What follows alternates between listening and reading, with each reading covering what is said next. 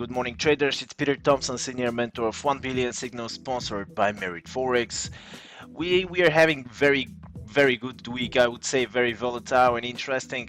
Everybody's talking about U.S. presidential elections for now, according to my data. Of course, Biden is winning, is having the lead, but it seems it's not going to be so easy. So it's a matter of time to see what are going to be the final results. Very interesting, I repeat, and we started very volatile. So let's take a look what's going on the economic calendar and then the charts. So Monday we started with German manufacturing PMI green, ISM manufacturing ISM PMI for United Kingdom green, and ISM manufacturing PMI green for US, which I'm not surprised whatsoever. Simply, I'm not going to be surprised to the end of the week to see only green figures about the United States. You know why? Presidential elections. I'm not going to go into this for now, but I do expect green numbers for the US. Let's see according to the calendar what's going to be, but I'm not going to be surprised to see green and green figures for the US economy. Tuesday, we saw how Australian bank cut the interest rate from 0.25% to 0.1. We're gonna take a look in a minute to how this actually impacted the Australian dollar. Wednesday, the retail sales we have today for Australia, green. Retail sales and for the rest of the day, composite PMI services PMI 930 GMT for UK. Quickly, ADP NFP 1:15 p.m. ISM non-manufacturing PMI 3 p.m. and crude oil inventories 3:30 p.m. Thursday, we have again for UK services PMI construction PMI many events in the morning. Interest rate, which we have to be focused on, 12 interest rate decision in UK Thursday, tomorrow 12 GMT.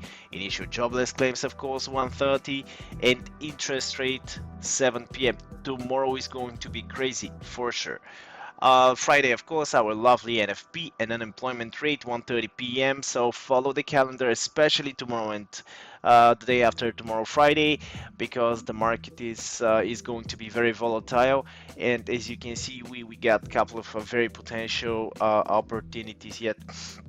Euro US dollar, as you can see, so what's going on? Yesterday made a significant push following the indices, American indices, and quick reversal, absolutely expected, nothing to talk about here. So this push is for the patient people. You should definitely have patience with the forex market, because as you can see, we can see such a whiplashes very often. So right now the price test at 1.1611. I think we're gonna see breakout to the downside 1.1497 to 15 to test it out, and this is it for now for the euro and for the GBP also. Staying totally bearish on the Great British Pound in the upcoming weeks. 1.30, the price got back immediately, almost to the start of yesterday. And I think we're gonna see continuation to the downside today. It's a matter of time. Also, be careful with the results because they can definitely bring us some unexpected moves. But I repeat, in this business, you have to be patient, as always. I'm not gonna be surprised to see 1.2788, 1.26. For now, I am bearish on the Great British Pound. Australian dollar, quite similar. It's not surprising, by the way, the measures are moving quite the same, because this is because of the US dollar, not because exactly the every country's currency. And as you can see, the Australian made the same price action move as Euro and GBP. 0.7097, 0.7031, 0.6931, absolutely expected, 150 pips away from the current price. So I am remaining bearish on the Australian dollar. New Zealand US, we discussed the New Zealand right now is a little bit more uncertain in terms of drops compared to the Australian dollar.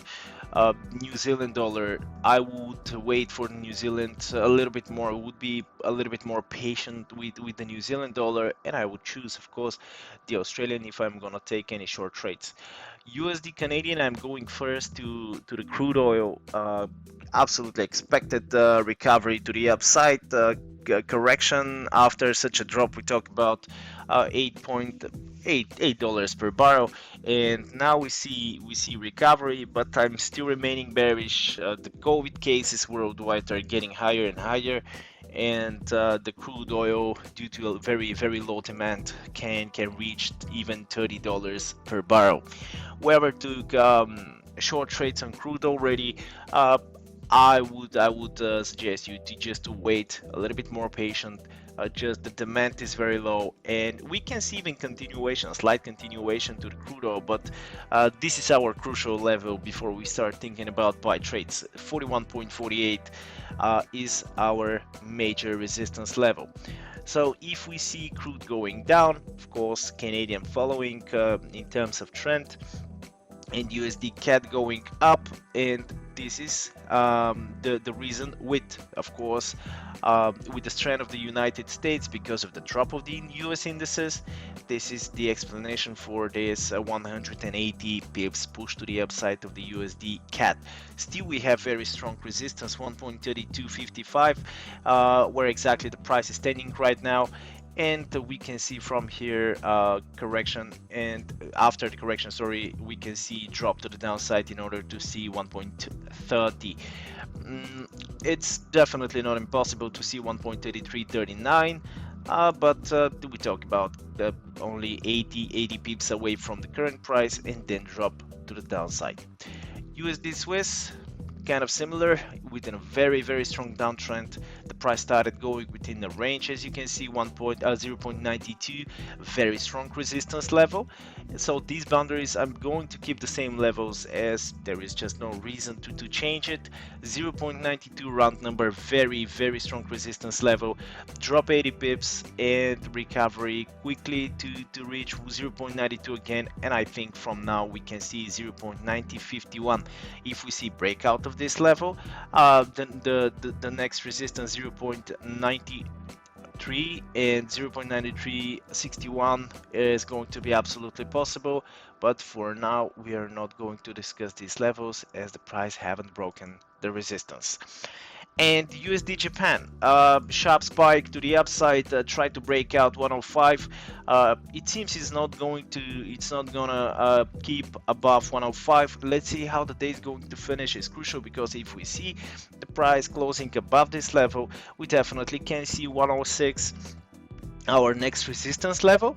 Until then, I'm just patiently waiting for USD Japan to see how it's going to close the day, then I'm gonna take an action. So thank you very much for watching, guys. Really hope you enjoyed these videos. Of course, share us and like us on the social medias to support our YouTube channel. Of course, thumbs up on the video. If you have any questions, you know how to reach me. Have a very profitable week. Follow the calendar and wait for the US presidential elections results, because this is going to give a direction on the market for the upcoming weeks. Thank you very much, and bye bye.